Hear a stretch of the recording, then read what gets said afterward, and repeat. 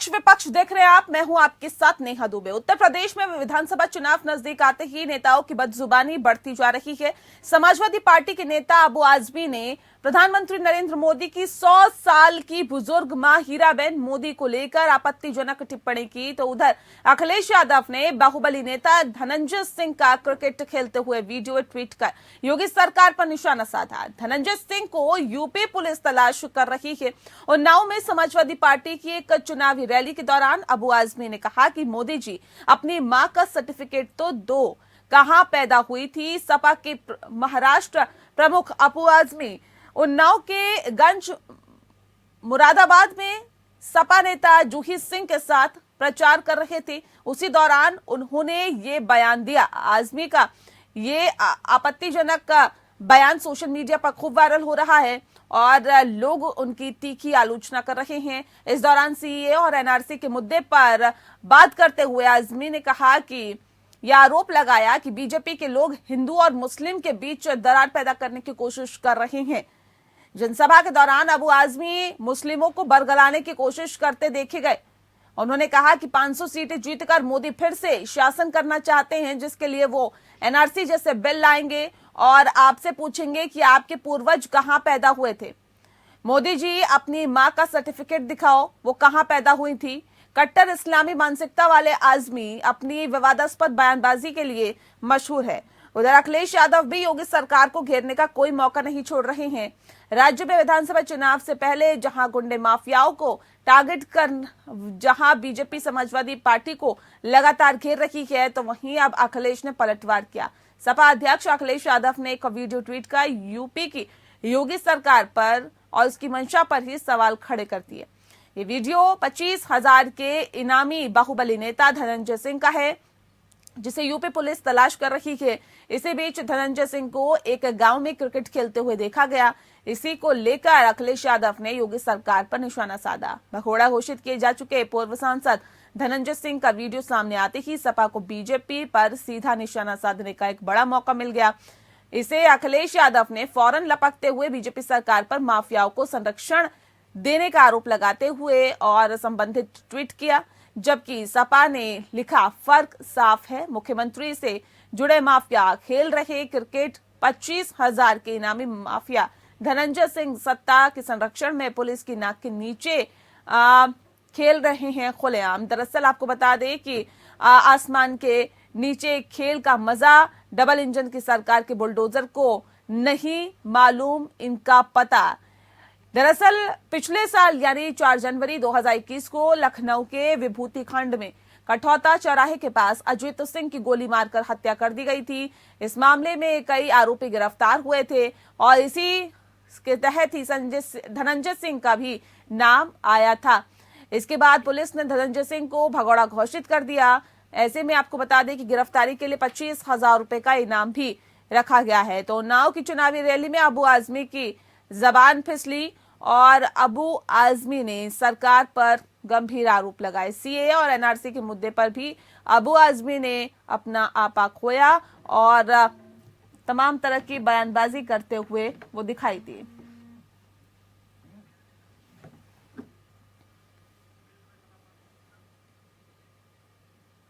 और चलिए आज इस विषय पे हम तफसील से चर्चा करेंगे। हमारे साथ खास मेहमान मौजूद है, उनसे आपका परिचय करा देते हैं। इस वक्त हमारे साथ विजय खेरा जी मौजूद है, जो कि बीजेपी के नेता है।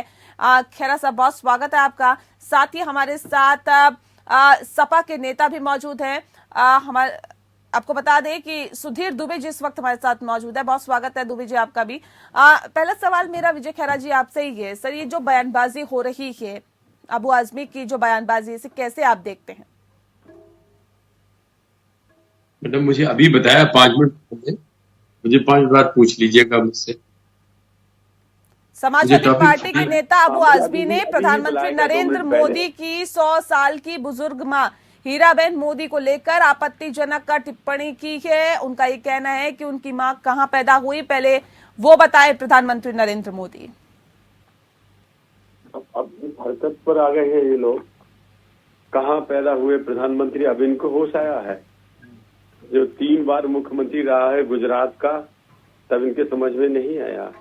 अब जो 2 बार से प्रधानमंत्री हैं तब इनके समझ नहीं आया। ये हरकत करना समाजवादी पार्टी की, शिवसेना, एनसीपी की अब बराबर आदत हो गई है। ये नए नए तरह की बातें उखाड़ना जिसका कोई सिर नहीं, इसका कोई सिर पैर है? कहाँ पैदा हुए, कब पैदा हुए, क्या कर रहे थे?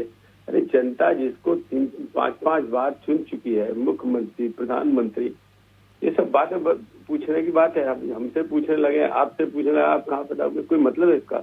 हाँ, वो क्या कर रहे हैं उस पर चर्चा करो ना। जनता के पास उन्होंने क्या किया, विकास किया, नहीं किया, कोई और गलत काम किया, उसकी बात करिए ना। उनके कार्य प्रणाली के ऊपर प्रश्न उठाइए ना। लेकिन वो नहीं उठाएंगे ये, तो जिनको पता है कि उसके ऊपर उनके पास कुछ बोलने के लिए है ही नहीं। पटांग बातें करना, अब ये पूछना हीरा भाई, अब ये पूछना उनकी माँ का नाम भी ये था कि नहीं था, तो उनकी जुबान तो हम पकड़ नहीं सकते हैं। अपने ऊपर उन्हें खुद थूकना है, अपने ऊपर कीचड़ उछालना है। ठीक है, ठीक है। दुबे जी, अब सवाल इस बात को लेकर है, जो अबू आजमी ने कहा, ये क्या साबित करने की कोशिश है? गड़े मुर्दे उखाड़ने की क्यों कोशिश हो रही है अबू आजमी की तरफ से, और क्यों ये तय करने की कोशिश हो रही है कि देखिए प्रधानमंत्री नरेंद्र मोदी हिंदू और मुस्लिम के बीच दरार पैदा कर रही हैं? और जिस तरह से उन्होंने आपत्तिजनक टिप्पणी की है, उसे आप किस तरह से देखते हैं? क्या सपा उसका समर्थन करती है क्या?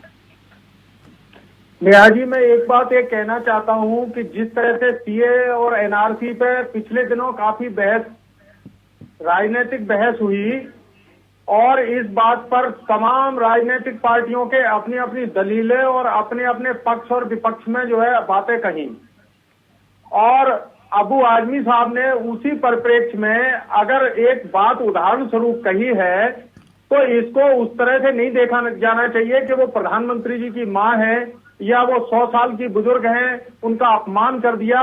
ऐसी कोई बात नहीं है। वो केवल उदाहरण स्वरूप ये बात कही गई है कि जो 100 साल और उससे पहले के जो बुजुर्ग हैं, वो कहां से आपको बर्थ सर्टिफिकेट और इस तरह के और दस्तावेज दिखाएंगे, जो आजकल आए दिन मीडिया पर ये चलता रहता है कि कागज दिखाओ, कागज दिखाओ। पहली बात। दूसरी बात, खैर जी जिस बात को कह रहे हैं कि समाजवादी पार्टी के लोगों पर कीचड़ उछालने की बात कर रहे हैं, अरे ये जब से भारतीय जनता पार्टी केंद्र और प्रदेश में आई है, सबसे ज्यादा सामाजिक सौहार्द तो इन लोगों ने ही खराब किया है। आप आए दिन देखते होंगे टीवी चैनलों पर कि किस तरह से विज्ञापन चल रहे हैं कि 2017 से पहले ये होता था, 2017 से पहले ये होता था। हमारे नेता माननीय मुलायम सिंह यादव जी के द्वारा कहे हुए वाक्य को किस तरह से तोड़ मरोड़ के कहा जाता है कि बच्चे हैं, गलती हो जाती, जबकि उनका पूरा बयान नहीं दिखाया जाता, न उनके पूरा बयान पर रोशनी डाली जाती है। तो अगर आप किसी के बारे में कोई टिप्पणी करते हैं तो वो टिप्पणी सही है, और अगर हमारे नेता अबू आजमी साहब ने अगर कोई टिप्पणी कर दी है तो आप उसको इस तरह से देखेंगे कि उनका अपमान कर दिया। ठीक है, अब सवाल इस बात को लेकर है कि क्या तोड़ मरोड़ के बयानों को पेश किया जाता है, क्योंकि जो चीजें निकल के सामने आती है वो कहीं ना कहीं अपने आप में प्रश्न चिन्ह खड़े करती है या लगाती है। विजय खैरा साहब, अब एक हाल ही में जो सवाल उठाए जा रहे हैं वो योगी सरकार की मंशा पर उठाए जा रहे हैं। सपा अध्यक्ष अखिलेश यादव ने एक वीडियो को ट्वीट किया है और यूपी सरकार की मंशा पर सवाल उठाए हैं। ये वीडियो 25,000 के इनामी बाहुबली नेता धनंजय सिंह का है, जिसे यूपी पुलिस तलाश कर रही है, और बताया भी जा रहा है कि वो धनंजय सिंह एक गांव में क्रिकेट खेलते हुए देखा गया है। उसी का एक वीडियो बनाया गया है जिसे अखिलेश यादव ने ट्वीट किया है।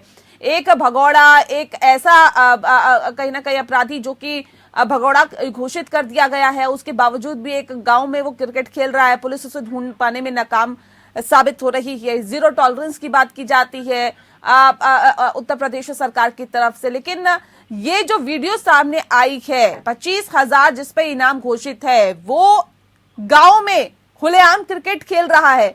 ये कैसे ये कहा जा सकता है सर कि योगी सरकार जीरो टॉलरेंस पे काम कर रही है? ये वो शख्स बोल रहे हैं जिन्होंने बैडमिंटन की फील्ड बनवा दी थी जेल के अंदर मुख्तार अंसारी के लिए, अतीक अहमद के लिए सारी सुविधाएं उन्होंने भेजी थी।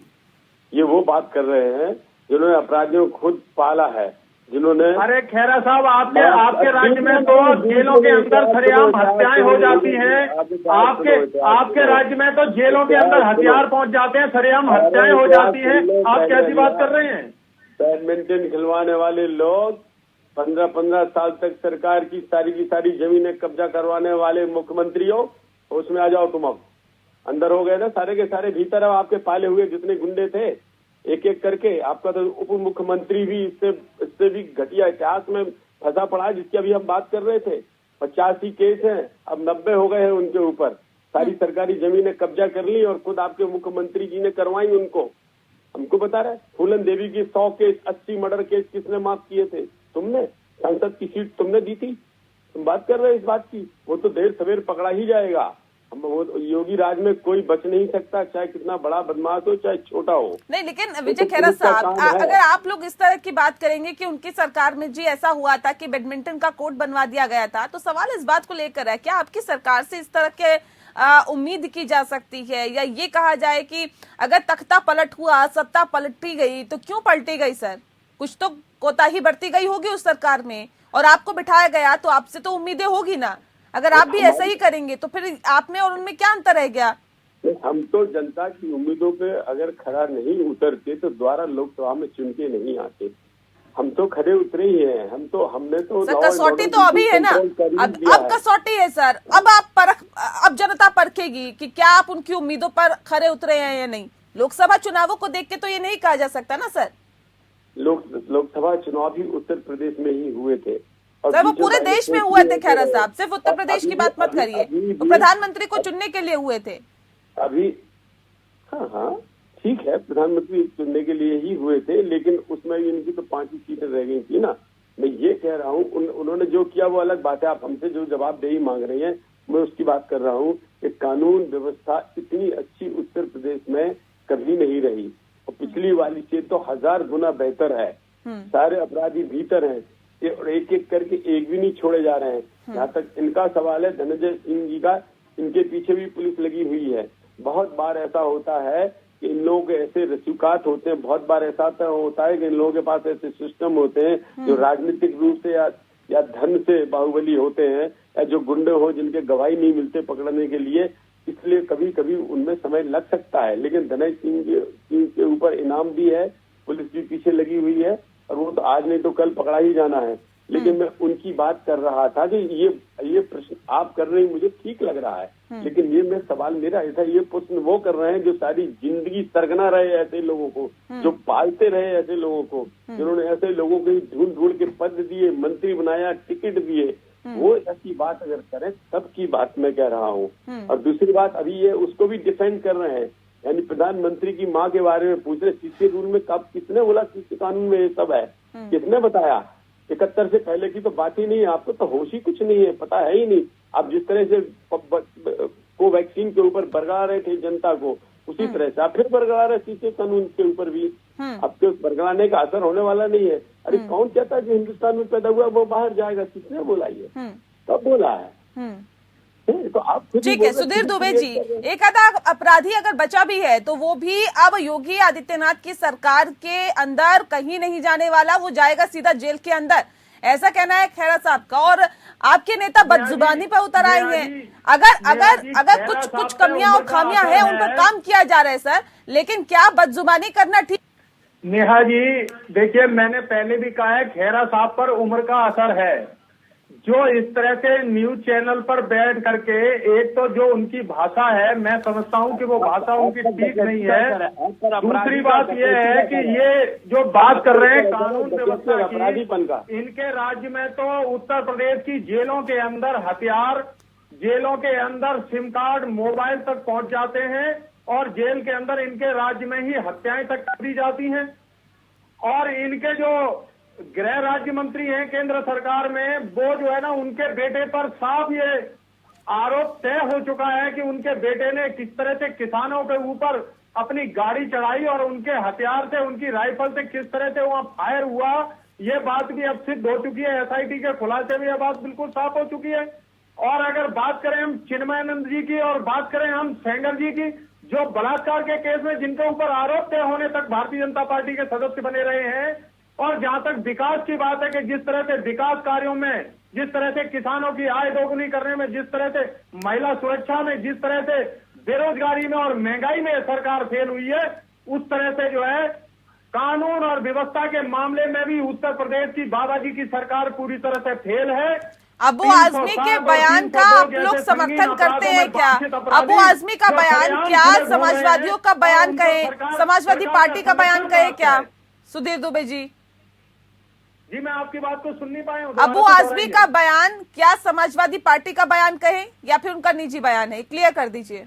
देखिए, समाजवादी पार्टी की ऐसी कोई विचारधारा नहीं है, ऐसी कोई मंशा नहीं है। मैं समझता हूं अबू आजमी साहब का अगर कोई बयान है तो ये उनका निजी बयान हो सकता है। मैं समझता हूं ये हमारे नेताओं में से किसी ने अभी इसको जस्टिफाई नहीं किया है, लेकिन फिर भी मैं इस बात को कहना चाहता हूं कि जिस तरह से अन्य उदाहरण दिए जाते हैं उसी तरह से अबू आजमी साहब ने मात्र एक उदाहरण दिया है। उनकी मंशा कोई भी प्रधानमंत्री जी की मां की कोई अपमान या उनका किसी तरह से जो है ना उनके अपमान की बात नहीं कही गई, केवल एक उदाहरण स्वरूप ये बात कही गई है। ठीक है, खैरा साहब, सिर्फ ये उदाहरण स्वरूप ये बात कही गई है। एनआरसी और सीए को लेकर तमाम तरह के विवाद इससे पहले भी हमने देखे हैं, बयानबाजी इस पर देखी है और लगातार बरगलाने की कोशिश ये होती रही है कि मुस्लिमों को देश से निकाल दिया जाएगा, अल्पसंख्यकों को देश से निकाल दिया जाएगा, तमाम तरह की बात है। लेकिन अबू जी का कहना, अभी सुधीर जी का कहना है कि अबू आजमी का वो निजी बयान है, समाजवादी पार्टी का वो बयान नहीं है। अगर वो समाजवादी पार्टी का बयान नहीं है, कोई बात नहीं, उनसे बोले, वो माफी मांग ले इस बात के लिए, बात खत्म हो जाएगी। दूसरी बात है उनको किस बात की माफी मंगवाना चाहते हो? आपके नेता तो रोज आए दिन इस तरह की बयानबाजियां करते रहते हैं। क्यों याद आया उनको? माफी उनका भाई नेम क्यों घसीटा उनको? बदतमीजी की हद है। ये उस कल्चर की भाषा है जिस कल्चर में समाजवादी पार्टी के नेता पले और बड़े हुए हैं। उस संस्कृति का सामने ये जवाब है। भारतीय जनता पार्टी में कोई किसी भी दल का नेता हो, कितना भी भ्रष्टाचारी हो, कितना भी कुछ हो, अगर वो भारतीय जनता पार्टी ज्वाइन कर लेता है तो वो बिल्कुल पास साफ हो जाता है। अभी आप कह रहे थे हम पर उम्र का असर है, तुम तो मेंटल शुरू से पैदाइशी है पार्टी। तभी कहते हो कि जो अगर बाल उम्र में रेप कर दिया तो क्या हो गया? क्या बोला नहीं था मुलायम सिंह जी ने? ये बोला तो था। आपके नेता तो रेप कर देते हैं, उसके बाद जो एक साल तक आपकी पार्टी के सदस्य बने रहते हैं। बोला था कि कोवैक्सीन से नपुंसक हो जाते, उससे माफी मंगवाई थी आपने। बड़े हुए हो, अपराधियों की सरकार, अपराधियों के लिए पूरे के पूरे उत्तर प्रदेश के 25 करोड़ लोग जानते हैं। क्या समझते आप? उसके बोलने से क्या हो जाएगा? आपका दाग धुल जाएगा क्या? सफेद कपड़े पहनने से या साफ बोलने से हो जाएगा क्या? ठीक है, अबू आजमी ने तो बयानबाजी की है बेतुकी, लेकिन अगर केंद्रीय गृह राज्य मंत्री अजय मिश्रा टेनी के बेटे किसानों पर गाड़ी चला देते हैं सर, तो सवाल इस बात को लेकर है, मुख्य आरोपी भी बन जाते हैं आशीष मिश्रा, उसके बावजूद भी माफी नहीं मांगी जाती। क्यों गृह राज्य मंत्री का ये फर्ज नहीं है कि वो भी माफी मांगे जनता से, किसानों से? जिसने गलती की है वो जेल में है और वो अदालत में मामला है, एसआईटी की जांच है, जज उस पर जांच कर रहा है, कहीं कोई इतराज नहीं, फटाफट उसके ऊपर आदेश होते चले गए। लेकिन अगर आप ये समझे कि अगर टीवी चैनल पे कोई बात एक गलत हो जाती है तो उसके लिए आप पूरे के पूरे चैनल को बंद कर देंगे जब तक कि उसकी इंक्वायरी नहीं हो जाएगी। इंक्वायरी आएगी तो कोई भी नहीं बच सकते, कोई नहीं बचेगा, वो तो अदालत कर रही है। ऐसी क्या मजबूरी है कि आज उनके बेटे पर जब आरोप तय हो चुका है और उनका बेटा जेल के अंदर है, तो किस मजबूरी के तहत आज भी टेनी जी को पद पे रखा गया है? क्यों उनसे हमेशा की तरह लोगों को बरकरार दिया गया? जरा इस बात का खुलासा तो करिए आप कि ऐसी क्या मजबूरी है भारतीय जनता पार्टी की जो आज तक टेनी जी गृह राज्य मंत्री के पद पर बैठे हुए हैं? कह चुकी है, यही बात राजीव गांधी दस्तखत कर चुके हैं आसाम में, यही बात उससे पहले महात्मा गांधी ने बोली थी। यही बोला था उन्होंने कि पाकिस्तान से जो लोग आए हुए हैं उन्हें नागरिकता देनी होगी और 1971 के बाद जो आए, अगस्त के बाद इंदिरा जी ने कहा किसी सूरत में उन्हें बाहर जाना होगा। हमने कौन सी नई चीज की है? हमने तो वही किया है जो राष्ट्र के हित में था, जो तुम चाहते थे कर नहीं पाए, हिम्मत नहीं जुटा सके। तो हम उस सीसीए बिल के लिए जब हम लाए हैं तो उसमें स्पष्ट प्रावधान है इस बात का, तो उनके कोई जरूरत नहीं, जिनकी दिक्कत कोई नहीं है, 51 में आए हैं, 50 में आए, 60 में आए हैं, पले बड़े, उनका कोई मतलब ही नहीं है। लेकिन इन्होंने उस बात को फैलाया। अभी भी एक और इन्होंने उससे भी गंदी और घटिया हरकत अभी की है इसी धनंजय सिंह के ऊपर। क्या बोला है? ब्राह्मण होता तो इनकाउंटर हो जाता, यादव होता तो जेल में होता, दलित होता तो फलाना हो जाता, फिर जाति। क्योंकि अब धर्म में फेल हो गए तुम, धर्म में तो डिवाइड कर नहीं पाए, आपका भट्टा बैठ गया, हिंदू मुस्लिम में डिवीजन कर नहीं पा रहे हो, अब आप जाति पे आ गए हो। क्योंकि ये आपकी मनसा वही है, वही मानसिकता ही में आप राजनीति करते हो। तो हमको धर्म में डिवाइड करना है। जब ठीक देखिए आप ठीक हिंदू है, मुस्लिम नहीं हो दुबे जी पा कुछ रहा है। कहना चाह रहे, जल्दी से बात रखिए अपनी। देखिए नेहा जी, ये जो धर्म और जाति की राजनीति की बात करते हैं, ये पूरा देश जानता है कि धर्म और जाति की राजनीति इस देश के अंदर कौन कर रहा है। दूसरी बात, उत्तर प्रदेश का सर, चुनाव कौन जब नहीं से कर आया रहा है, तब ये से बताइए ना। वोटों का ध्रुवीकरण करने का काम केवल और केवल भारतीय जनता पार्टी कर रही है। इनके पास विकास के लिए, इनके पास बेरोजगारी के लिए, इनके पास महिला सुरक्षा के लिए, कानून व्यवस्था के लिए कहने के लिए इनके पास जो शब्द नहीं है। ये केवल और केवल ध्रुवीकरण करके राजनीति करना चाहते हैं। और अब ये बात बिल्कुल तय हो चुकी है कि जो इनके कारनामे, काले कारनामे हैं, वो जनता के सामने उजागर हो चुके हैं। उत्तर प्रदेश की जनता ने बिल्कुल तय कर लिया है, मन बना लिया है आगामी चुनावों में। ठीक है, चलिए बहुत शुक्रिया सर आप दोनों मेहमानों का। तो उत्तर प्रदेश में जैसे जैसे विधानसभा चुनाव नजदीक आते जा रहे हैं, वैसे वैसे बदजुबानी भी अब नेताओं की बढ़ती जा रही है। इसी कड़ी में अबू आजमी ने भी इस तरह का विवादित बयान दिया। उन्होंने कहा कि मोदी जी अपनी मां का सर्टिफिकेट दिखाओ और वो कहां पैदा हुई थी ये भी बताओ। तो जाहिर तौर पर इस तरह सीधे सीधे प्रधानमंत्री पर अब कहीं ना कहीं छीटाकशी की जा रही है, उनसे सवालात किए जा रहे हैं और इस तरह की अभद्र टिप्पणी भी की जा रही है। अब जाहिर तौर पर वाकई देखने वाली बात होगी कि और नजदीक जब उत्तर प्रदेश के चुनाव आएंगे तो किस तरह की ये बयानबाजियां और ज्यादा तेज होती है। पक्ष विपक्ष में इतना ही। नमस्कार।